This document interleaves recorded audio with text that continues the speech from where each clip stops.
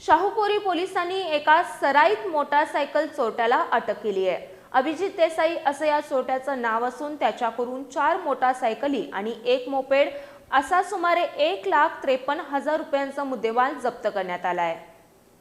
हातकणंगले तालुक्यातील इंगळी इथले साहिल अमीर फकीर हे 15 जुलै रोजी कोल्हापुरात आले होते।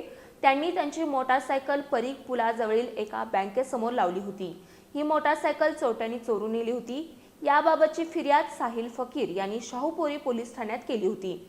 या गुन्ह्याचा तपास पोलिसांनी सुरू केला होता। या दरम्यान एक चोरटा चोरीतील मोटारसायकल विकण्यासाठी आज मार्केट यार्डजवळ येणार असल्याची माहिती पोलिसांना मिळाली होती। त्यानुसार पोलिसांनी या ठिकाणी सापळा रचला होता। या दरम्यान या ठिकाणी आलेल्या एका संशयित चोरट्याला पोलिसांनी अटक केली। अभिजित विश्वास देसाई असं या चोरट्याचं नाव आहे। तो मूळचा रविवार पेठेतला असून सध्या तो पाचगाव इथं राहत आहे। पोलिसांनी त्याच्याकडून 4 मोटारसायकली आणि 1 मोपेड असा सुमारे 1,53,000 रुपये किमतीचा मुद्देमाल जप्त केलाय।